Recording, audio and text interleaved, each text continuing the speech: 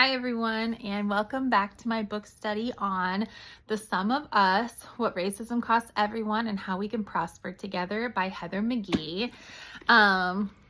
Wow, this chapter is a good one. It is entitled Going Without, Chapter 3.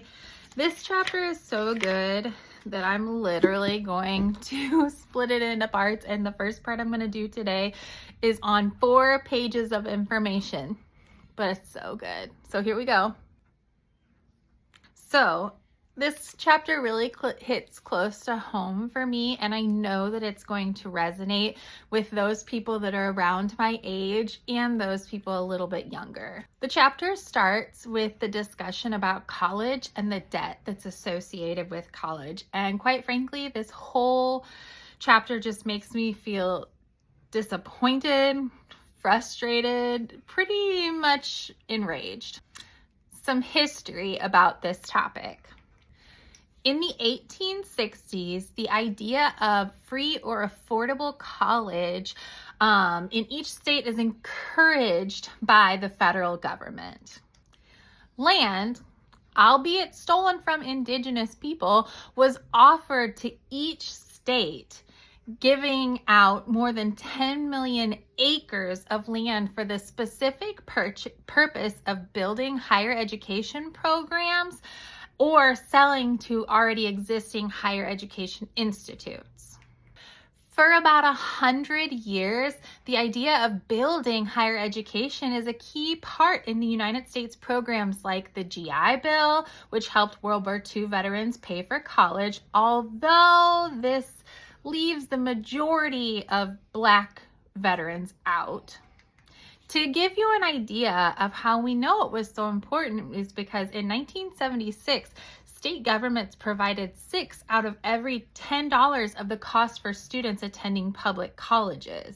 The remainder translated into modest tuition bills, just about $617 a year for a 4-year college in 1976.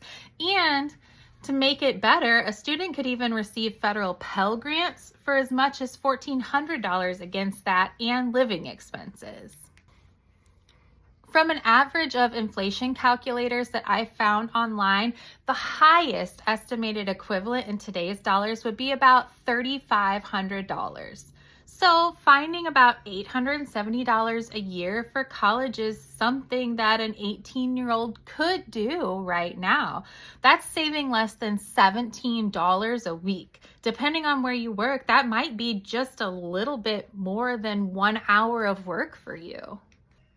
So what does it cost now? Well, $11,610 per year is the average at a public school state tuition.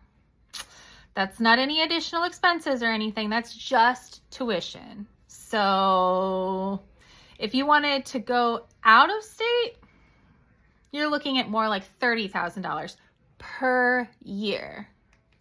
So $870 versus $11,610. Is it any wonder that people growing up in the 70s have no sympathy when it comes to college tuition costs? They don't know what it's like. So that means that now you would have to save about $225-ish a week. So you would have to work part-time, and pretty much everything that you would make would need to go to college tuition. So you better not need any books or live on campus, and hopefully you don't want to eat. Don't think about taking a day off, because that is working 52 weeks a year. See, this is not sustainable or possible for the vast majority of people. Remember, in 1976, it was like saving $17 a week. Now it's $225 a week. And the most important thing to remember is this investment in college in the 70s and 80s, it wasn't seen as a charity. An individual state saw a return of $3 to $4 back for every dollar it invested in public colleges. So why do you think that there was such a shift in our country? Well, in the 80s, only 1 in 6 public college students were minority students, and now it's 4 in 10. So you think, well, if it's getting so expensive, why do people keep going to college? Well, more and more people are still enrolling in college because policy changes made a degree necessary to compete just for middle class jobs.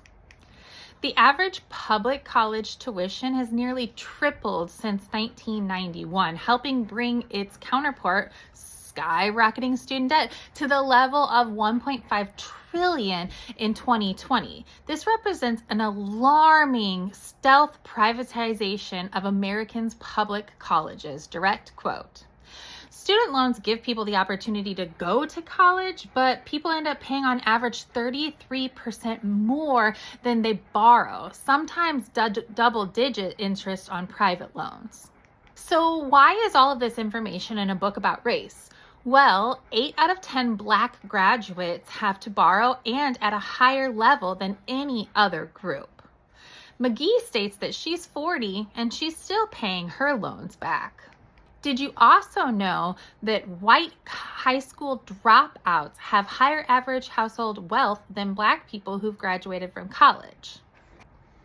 Now, this fact will help all of the, hey, what about me, white folks? Even though debt disproportionately affects students of color, it now affects 63% of white college graduates as well. Guess what? I'm 37 and I'm still paying back my college debt as well. We already know that this is helping wreck our economy. It's keeping people from buying houses, keeping people from getting married, having families, and saving for retirement. You might be thinking, well, what can we do about it? It's just the way things are. It doesn't have to be. 1/3 of developed countries offer free tuition, and another third keep their tuition lower than $2,600. Making college affordable is a popular initiative. 53% of whites and 86 and 82% of Blacks and Latinos, respectively, support free and affordable college tuition. So who's against it? Well, older, college-educated white Republicans, the ones who benefited from the policies years ago, the ones who had affordable college and programs to help them pay for the college. These folks want to pull the ladder up behind them and only benefit them and their direct descendants. I want to tell you that I have plenty of student loan debt, but I happily encourage the shift to free and affordable college. I want better for the next generation. Why doesn't everyone? So come back soon and see why this is happening.